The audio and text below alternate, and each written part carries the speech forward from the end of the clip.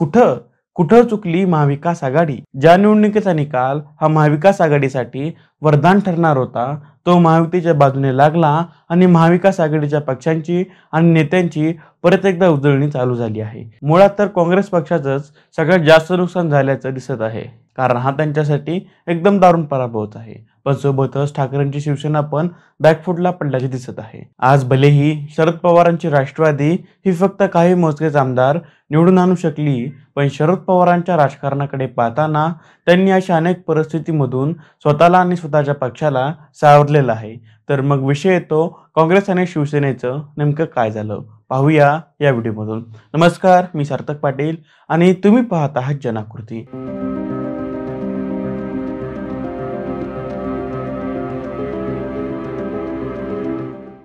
2022 जेव्हा शिवसेना फुटली तेव्हा उद्धव ठाकरेकडे या संदर्भातील माहिती होतीच, परंतु त्यांनी अशी एखादी गोष्ट होऊ शकते याच गोष्टीकडे कानडोळा केला. त्यातच त्यांची तब्येत पण फारशी चांगली नव्हती. आदित्य ठाकरेंकडे पक्षाची सूत्रे अजून तरी आलेले नाहीत, पण उद्धव ठाकरेंकडे जी पक्षीय ताकद होती त्याकडे पण या अनुषंगाने संशयाची पाल कुठंतरी चुकचुकत आहे. कारण उद्धव ठाकरेंच्या कुठल्याच निर्णयाचा परिणाम त्यांच्या पक्षाच्या संदर्भात दिसला नाही. तेव्हा जर अशाही बातम्या येत होत्या की उद्धव ठाकरे हे पक्षाच्या कार्यकर्त्यांना देखील भेटत नाहीत, म्हणून पक्ष कचेरीमधील त्यांची उठबेस खूप कमी झाली आहे असंही सांगितलं जात होतं आणि त्यामुळेच त्यांनी शिंदेसाठी एक प्रकारे मैदानच तयार करून ठेवलं होतं. परंतु अभ्यासकांच्या मते मात्र उद्धव ठाकरे हे आणि त्यांचे जवळचे सहकारी भाजपच्या, खास करून फडणवीसांच्या कळीला समजू शकले नाहीत किंवा त्याकडे तेवढ्या गांभीर्याने पाहू शकले नाहीत. याचा परिणाम असा झाला की शिवसेनेला पूर्ण 40 आमदारांना घेऊन फोडण्यात आलं आणि पक्षप्रमुखांना नवीन चिन्ह घेऊन पुन्हा निवडणुकीच्या मैदानात यावं लागलं. आता येऊ या निवडणुकीच्या निकालाकडे. जेव्हा लोकसभेचा निकाल महाविकास आघाडीसाठी अनुकूल म्हणून लागला होता, तेव्हाच महायुतीच्या पक्षांनी स्वतःच्या पक्षाची यंत्रणा ही आणखीनच प्रभावीपणे चालवायला घेतली होती. सगळ्यात अगोदर जर त्यांनी काय केलं तर ते होते उमेदवारांची उमेदवारी जाहीर करून टाकली, जेणेकरून उमेदवाराला प्रचारासाठी मिळणारा वेळ हा खूप भेटला. त्यामुळं या पक्षाच्या यंत्रणेलाही काम करण्याची आणि आपली कसब दाखवण्याची संधी भेटली. सुरुवात करू भाजपकडून. जसं की RSS आणि स्वतः भाजपची यंत्रणा ही पूर्ण महाराष्ट्रात परत एकदा ऍक्टिव्ह दिसली.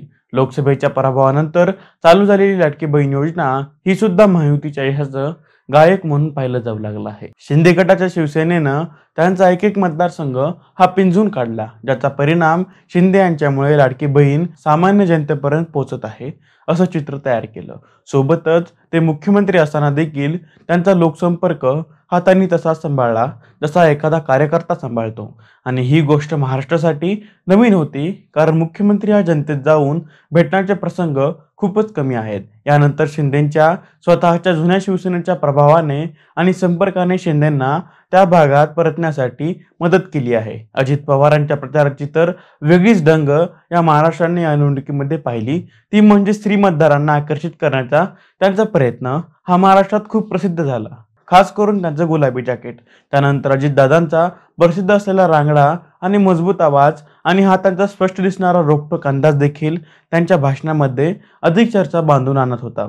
तर सांगण्याचा उद्देश हा की महायुतीला तिन्ही पक्षांनी त्यांच्या मतदारसंघात केलेली जोड हे त्यांच्या कामात आली. पण ह्याविरुद्ध मात्र काँग्रेस आणि उद्धव ठाकरेंची शिवसेना ही तेवढी प्रभावी दिसलीच नाही. पटोले थोरातांशिवाय काँग्रेसकडे कोणी चेहराच दिसला नाही, कारण तो कोणीच नाही. कधी काळची केडर बेस पार्टी आज मात्र कार्यकर्त्यांविना चालू असल्याचे चित्र दिसत आहे. जे कोणी छोटे मोठे काँग्रेसचे नेते दिसत आहेत त्यांना तर बापदादांच्या पुण्याही भेटली असल्याचं चित्र समाज मनावर खोलवर दिसत आहे. राहिली गोष्ट उद्धव ठाकरेंच्या शिवसेनेची, तर शिवसेनेकडून एखादंही पूर्ण महाराष्ट्रभर कार्यक्रमाचं प्रयोजन दिसलं नाही. शिवसेनेच्या प्रचारसभांचा ओघ हा खूपच कमी होता. शिवाय उद्धव ठाकरेंच्या काही उमेदवारांच्या निवडीमुळे शिवसेनेचा प्रभाव म्हणावा तितका राहिला नाही. पण एवढे असून देखील शिवसेनेबद्दल वातावरण निर्मिती ही चांगलीच झाली होती हे मान्यच करायला हवं. आता राहिली गोष्ट शरद पवारांच्या राष्ट्रवादीची, तर शरद पवारांनी जवळपास प्रचाराच्या क्षेत्रातील सगळ्याच बाबी हा निवडणुकीमध्ये वापरल्या होत्या. त्यांच्या उमेदवारांच्या प्रत्येक मतदारसंघात त्यांचा धावता तरी दौरा हा झालाच होता. पण लाडकी बहीण योजनेचा जो मुद्दा होता तो या सरकारनंतर राहणार नाही असा प्रचार त्यांच्या विरोधात केला गेला. सोबतच त्यांच्या पक्षाच्या भरपूर सदस्यांनी निवडणुकीपूर्वी राष्ट्रवादीची वाट धरली होती. त्यामुळे तर NCP मध्ये नवीन इन्कम झाली आहे अशा चर्चांना उधाण आली होती. परंतु ज्या पद्धतीचा निकाल लागला आहे त्यात एनसीपी ही फक्त 10 जागा निवडून आणू शकली आहे. पवारांनी जवळपास 56 सभा घेऊन सुद्धा हा धक्कादायक निकाल आला.